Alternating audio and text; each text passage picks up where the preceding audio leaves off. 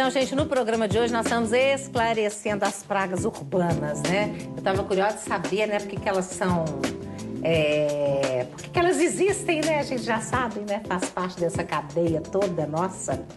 E como é que a gente pode ficar? Como é que a gente lida com isso? Doenças, como é que a gente fica livre delas, né? Mas de uma maneira que não vá fazer mal para ninguém. Se você tem dúvida, fala com a gente. Os nossos contatos estão todos aí à sua disposição. Eu sei quem contou um caso. Você que é de Sete Lagoas? Isso. Tá. Você contou o caso porque tem um remédio, até já usei na minha casa, que é um remédio que você compra nessas farmácias veterinárias. Você compra que é bom para barata. Não é? Pois é. E Essa é um questão... perigo, você falou que é um perigo, né? Exatamente. Hoje, né, a embalagem de qualquer produto, né, inseticida que você acha para comprar, muito deles até proibido para venda direta ao público, tá? Lá, muitas vezes no rótulo tá. É permitido para empresa especializada, tá? Mas, no entanto, acaba... As pessoas usam e funciona. E você falou que a pessoa não pode, ela tem que usar máscara, luva. Exatamente. Hoje, né, as empresas de controle de pragas, né, tem toda uma resolução, no caso da RDC 52, da Anvisa, que ela tem que seguir, tá? Ou um protocolo, tá? Para... né, fazer o controle de pragas. Tá? Mas você contou um caso que numa casa a pessoa foi colocar nas paredes, Exatamente. Foi debaixo do berço da criança, a criança hoje, ficou por exemplo, sem né, ar. já que você citou o nome, o Caltrine, né, Caltrine. E é um produto para, se for olhar no rótulo do Caltrine pequeno, certo? É um produto para uso em área externa. Isso. Só que todo mundo, às vezes, usa na área interna sem um controle. Tá? Então, se for num ambiente fechado, né, você vai sair pulverizando a parede, debaixo de cama, cortinado, seja o que for, o risco da intoxicação é grande. Pois é, né? E essa criança teve problema, né? Exatamente. Né? O que eu ia chamar a atenção é porque, já que nós estamos falando das doenças que são causadas por essas pragas, a gente não pode deixar de esquecer dos efeitos colaterais desses agentes. Né? Muitos processos alérgicos, doenças de pele, doenças respiratórias e até doenças graves, que levam a alteração respiratória, por exemplo, intoxicação por organofosforado e organoclorado, que é isso, gente? São medicamentos, né? Que são usados, por exemplo, na região rural para matar esses bichos, para matar formiga, para matar escorpião. E eles levam a alterações no indivíduo que podem cursar com doenças graves, com manifestações graves. Pois é, mas o povo não tem esse tipo de informação. E você estava me falando que gente, olha só, eu achei isso super grave. Você falou que só 1/3 das empresas que fazem dedetização que tem o alvará sanitário e tudo mais. Isso. Então, que existe gente usando até chumbinho, eu fiquei horrorizada. Exatamente. Hoje, né, segundo os dados, né, da Minasprag, junto com a Vigilância Sanitária, né, 1/3 das empresas de Belo Horizonte têm o alvará sanitário. Mas se for olhar na mídia, né, catálogos e tudo mais, certo? 2/3, né, não tem alvará sanitário. Né? Então, na hora Qual que é o risco que a gente corre na hora de contratar uma empresa de controle de pragas, certo? A preocupação de se contratar uma empresa pelo menos registrada, certo? Né, que tenha essa alvará sanitário, justamente são as empresas, pelo menos passam por uma fiscalização de um agente de saúde, né, que vai estar realmente, né, adequado a essa RDC 52 da Anvisa, para a empresa de controle de pragas estar atuando. Né? Então, isso é fundamental.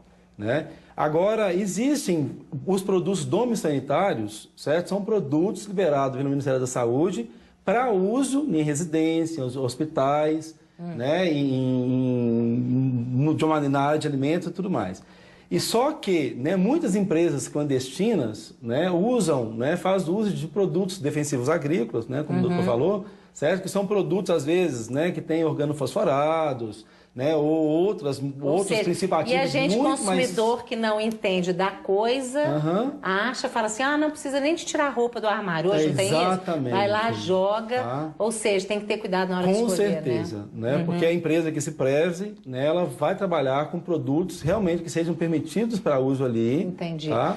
Agora, Fabiano... E as pessoas de casa, né, que vão estar em contato com isso, deveriam usar o tal do EPI, né? Que são os equipamentos de proteção individual. Por exemplo, uma das manifestações, ela vem pela inalação da substância por via respiratória. Então, usar máscara, usar luvas, usar, às vezes, um capote, alguma coisa que possa proteger contra essa absorção de drogas. E eu estava vendo que o Ministério da Saúde pede o seguinte, quando você faz uma dedetização na sua casa, que você deve ficar 8 horas fora do contato com aquilo. Mas como é que faz, gente? Só se for de noite, né? Você coloca, vai dormir... Mas o que acontece? Hoje existem, né, vários produtos, vamos supor, se você está com um problema de formiga na sua casa, né? Então, hoje, a metodologia utilizada, que é o uso de iscas, né, na maioria são géis, tá? Então, são produtos que podem ser aplicados, certo? Com a circulação de pessoas. Não tem problema. Hoje em dia, né, a conotação de controle de pragas é bem diferente do que se tinha antigamente, que aquela... ideia de que vai fazer aquela pulverização espacial, vai pulverizar a sua casa toda. Isso não tem mais, não. Hoje nem muito mais. cheiro tem mais, né? Exatamente, Graças a Deus. Né? Agora, você fala o seguinte, para formiga, pode dar certo colocar nas frestas, assim, detergente? Em relação ao detergente, o que acontece é o seguinte... Tem a limitação, né? A ação do detergente vai ser, você pega lá uma parte de água, uma parte de detergente, você vai fazer aquela mistura e a pessoa normalmente vai aplicar com o auxílio de uma seringa. Né? E isso ele vai funcionar, Roberto, até certo ponto, porque ele naquelas frestas de cerâmica, algum azulejo, alguma coisa que você observar que possa ter um ninho ali, você vai aplicar ali. Mas depois elas voltam também, né? Esse é o problema. Tem que fazer depende. Durante quanto tempo? Vai depender. Sempre que você observar algum dessas frestas, o ideal é você fazer essa aplicação e, se possível, tampar essa fresta com alguma massa, alguma coisa que você vai usar ali para vedar. E esse detergente é o que a gente usa para lavar prato? Detergente normal, de Agora, cozinha. a questão das pulgas, que a Alcione falou que nós não colocamos na chamada, fala das pulgas, ele estava contando uma coisa interessante aqui, fala. Em relação às pulgas, o que acontece é o seguinte, às vezes a pessoa tem muito cuidado com o animal e não tem com o ambiente. Né? E a pulga ela é um inseto que passa por uma metamorfose completa, então ela começa lá ovo, larva, são as fases de desenvolvimento até chegar na pulga, né? Pupa e adulto. E os adultos representam apenas 5%, que é a única fase que é encontrada no animal, que ele está ali para se alimentar de sangue. Né? Os outros 95%, os ovos, as larvas, as pupas, elas estão no ambiente. Então, tapetes, algum pano da caminha ali do seu animal, frestas em taco, né? Como é que a gente faz com isso, então? Pois é, então precisa de uma limpeza. Uma das coisas que é muito bom para quem tem cachorro assim, que está dentro de casa é o aspirador, né? Que você consegue tirar tanto essas fases desse inseto ali, das frestas que eles são encontrados, ou de um carpete, de alguma coisa assim, né? Como também você vai tirar alguma coisa que esteja ali, que sirva de alimento para eles. Então, você elimina o alimento e o abrigo, né? Assim, você acaba destruindo. O ideal, então, é que não se use muito tapete, nem muito O ideal carpete. seria quem tem cachorro gente. assim, que está dentro de casa, tampar todas as frestas.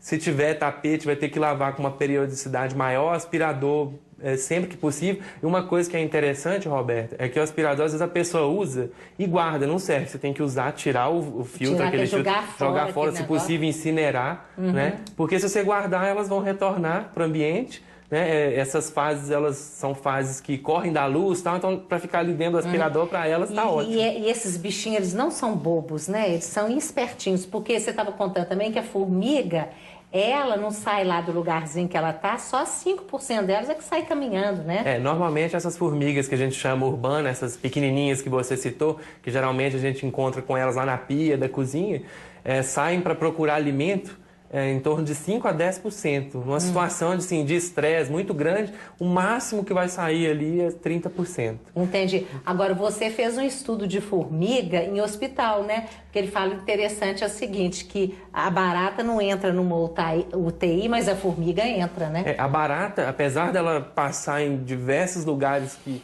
a gente não acredita que ela passe, nem se compara com uma formiguinha, né? O acesso, né, que esse quarto ar que a gente acrescentou aqui, né, para a formiga ele é muito mais fácil. Então, assim, por mais que você feche tudo, é difícil você cercar essas formigas. E o problema vai ser maior quando elas acontecerem no hospital. No hospital. A formiga ela é pior no hospital do que na casa da gente, não é? Sim, é porque o ambiente é um ambiente contaminado. Né? Ela carrega muito uma quantidade, às vezes, de bactérias, e são bactérias, às vezes, mais resistentes. né? Agora, a gente trabalhando em terapia intensiva, ou mesmo no hospital, a gente tem tomado todos os cuidados. Há sempre Mas que você já viu forma... formiga em cama de paciente? Você já viu? Não já? Isso ocorre, né? Isso é impossível de não ocorrer. Mas a gente toma esses cuidados. Então, logo a gente vê uma formiga, a gente faz uma comunicação, porque isso tem que fazer uma desinfecção, né? Porque tanta formiga... mosquito de forma nenhuma, né, por causa da larva, né? Muitos pacientes, por exemplo, em UTI, são pacientes que estão, às vezes, entubados, não pode falar e não pode estar defendendo contra a ação dos insetos. E muitas vezes você pode encontrar, às vezes, um mosquito que pode transmitir essas larvas e com elas algumas outras doenças. E você falou que tem que tipo de praga que pode ocasionar a síndrome de Langarre, não é isso? Não, a síndrome de Guillain-Barré? A síndrome de Guillain-Barré, não. A síndrome de Guillain-Barré é uma doença infecciosa causada geralmente na maioria das vezes, por uma infecção viral. Né? Não tem nada a ver com praga? Não tem a ver com praga, não. Né? Existem algumas doenças que podem ser causadas por essas pragas, como eu já citei no início. Né? A gente tem aí a leptospirose, a gente tem a histoplasmose, e a gente não deve esquecer que agora também na época de verão, através do mosquito, a dengue. Né? A dengue não é uma praga, mas assim, se nós considerarmos o mosquito em si como uma praga, e ali no início teve aquela chamada que lá na África a incidência, por exemplo, de leishmaniose, que é transmitida através do pernilongo, que é o lutsomia, né? É muito frequente, ele é um causador da doença. Então eles têm uma forma da gente combater isso, é combater o mosquito. Pois é, agora como é que o biólogo ensina para a gente combater esses mosquitos, meu Deus? Porque agora do pernilongo, tá nem época de pernilongo, né, gente? Começa. Aí você vê na rua vendendo aqueles negócios, sabe? Parece uma raquete de tênis. Você, pastadinho do pernilongo. É bom esses negócios? É uma saída interessante? Sempre que a gente fala relacionado ao mosquito da dengue, que é o Aedes aegypti, ou esse pernilongo comum, que é o Culex, que incomoda a gente de noite, né? Quase aquela zoeirinha ali no ouvido. Não, e morte também. Eu tô toda picada de pernilongo. Sim, com certeza. Então, assim, essas duas espécies, existem, assim, diversas coisas para controlar. Só que a gente sempre preza, por exemplo, o Aedes aegypti, o principal, por mais que desenvolva a melhor das tecnologias, é eliminar criadouro. Então tá na nossa mão mesmo, é eliminar tudo aquilo, toda aquela coisa que vai estar mantendo água parada na sua casa. Tá. E esses dias eu estava lendo, você tem mais tempo, né? Que o Aedes aegypti, ele adora a água limpa, né? Mas se não tiver a água limpa, tiver a sujinha, ele gosta da suja também, né? O Aedes aegypti é um mosquito completamente oportunista. Ele se adapta às condições que são encontradas. Ele tem o que acontece assim, preferência de horário, preferência de criadouros, tem preferência. Mas se você tirar essa preferência dele, não quer dizer que ele não vai conseguir se adaptar. Né? É igual ele normalmente um mosquito diurno. Ele vai te picar no início da manhã ali, até umas 9 horas, no finalzinho da tarde. Né? Que ele precisa de temperatura alta, mas não tão alta. Então ele evita o pico da temperatura mais alta durante o dia. Só que vamos imaginar que essa fêmea desse mosquito não conseguiu fazer alimentação nesse período. Aí você chega de noite ali da academia, malhou, você senta lá para fazer um lanche e ele está ali escondidinho debaixo da mesa. Você põe a perna lá, a pessoa libera muito suor, né? O CO2, que é o que o mosquito usa para te identificar. Com certeza ele vai aproveitar essa oportunidade para fazer essa alimentação sanguínea. E ou seja, para a gente ficar ali, você falou, né? É só não deixar água, sujeira, é isso, né? Raquete, como você comentou, as outras coisas que surgem, principalmente em época de epidemia, não deixa de ser importante. Mas a gente não pode pensar, comprei uma raquete, fiz minha parte, não, agora claro tô livre. que não. E esses negócios que você coloca, que você compra em farmácia, que você coloca na tomada? Que você liga na tomada, né? Liga na tomada. Normalmente ali você vai comprar um inseticida, ou já vem um líquido, ou você tem uma pastilhazinha. Aí nem todo mundo pode com esses produtos. Às vezes é um inseticida. Entendi. É outra coisa que pode dar processo alérgico, principalmente em criança, né?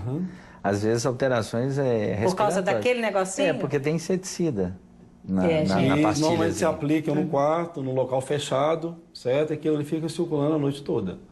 Agora, você falou que seu filho tem alergia de barata? Pois é, né? Como é que descobriu isso? Eu falei, eu devo ter alergia de barata. Como diz, casa de pau... Quê?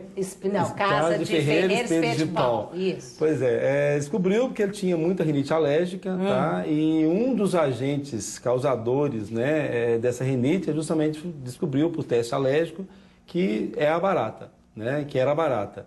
Né? Não que ele tivesse contato diretamente com barata, mas a barata era a liberação do alergeno da barata era um dos processos que levava ao quadro da rinite dele. Né? E justamente, né, porque as pragas em si, né, ela pode levar a várias doenças, né? Inclusive a barata, no caso, ele comentou da questão do lepra no passado, né, que era um veiculador, né, da hepatite, né? E também de várias alergias, né? A salmonelose, no caso da barata também, pode transmitir contaminação alimentar, né? A bactéria de salmonela. Ah, pois é, a salmonela tal da maionese, né? Isso, muito comum na maionese. E ela pode, porque ela sai andando ali no alimento, na isso verdade, você come? é isso. Normalmente o próprio meio onde a barata está é um ambiente contaminado pela salmonela. E ela, ao chegar, por exemplo, numa carne, seja o que for, né, contaminando essa carne, isso aí pode multiplicar e levar a doença. Gente, bom você, né? Você falou que no sua casa não tem, porque ele não cozinha em casa. Agora, quem cozinha é difícil. Tem que tomar. Você falou assim, o que nós podemos fazer para diminuir a chance de encontrar barata na casa da gente, formiga na casa da gente, rato na casa da gente, a própria alimentação, o resto de alimentos, né, que estão lá, a pessoa não come, às vezes vai dormir, não limpa direito, deixa a cozinha fechada. Então, isso tudo chama esses tipos de Hoje, o controle de pragas, né, as empresas que adotam a metodologia chamada controle integrado de pragas, tá, ela tem como objetivo muito mais preocupar, certo, com a questão daqueles 4 As, que seria o manejo ambiental, certo? Que seria a limpeza do ambiente, melhor organização do ambiente, certo? As questões físicas, que seria justamente obstruir frestas, obstruir os pontos de entrada, certo? Você falou que na sua casa, os banheiros, tudo você coloca uma borracha em cima Exatamente, manter os ralos fechados, no caso, justamente porque em casa já tem aquele que fica fechado, morrendo de medo, porque barata vive no esgoto, né? Exatamente, então além de tratar aquela rede de esgoto, é manter aquele fechado para evitar, para impedir o acesso dela no ambiente. Gente. Então, mesmo também, mesmo porque hoje não existe nada que seja altamente tóxico para o controle de pragas. Então, a metodologia, ela visa o mínimo de produto químico no ambiente possível. Entendi. Tá? Então, uma empresa da área de alimentos, não um restaurante, ele tem que se valer justamente de tomar essas medidas, né, de evitar esses 4 As, né? Melhor organização de ambiente, menor resíduo, como o doutor falou. Você fala que, por exemplo, na mercadoria, em restaurantes, bares, supermercados, não encostar nada na parede, não encostar diretamente na parede, né? Não diretamente nada no chão. No chão. Outra coisa, gente, aprendi hoje, ração de cachorro, comida para passarinho, tudo fechado. Exatamente. Numa coisa com tampa e tudo, isso, né? hermética. E à noite não deixar disponível, porque é a hora que mais o inseto ou mesmo o roedor vai estar transitando também. Não deixar. Você falou, né? Dá comida ali na hora pro cachorro, pro gato, isso, deixa ele se pro passarinho, e depois remove. Guarda tudo. Não deixar. Exatamente. Eu deixo o dia inteiro. Ó, nós vamos fazer intervalo. Tem perguntas aqui, a Maria da Floresta, ela falou que na casa dela está parecendo muito cupim. Eles são grandes, parece uma formiga. Isso eu nunca vi. São meio amarelados, que eu devo fazer para exterminá-los no próximo bloco. Eles respondem para vocês, daqui a pouquinho a gente volta. Os contatos estão todos aí, entra lá no facebook.com/Brasil das Gerais, tá? Tchau.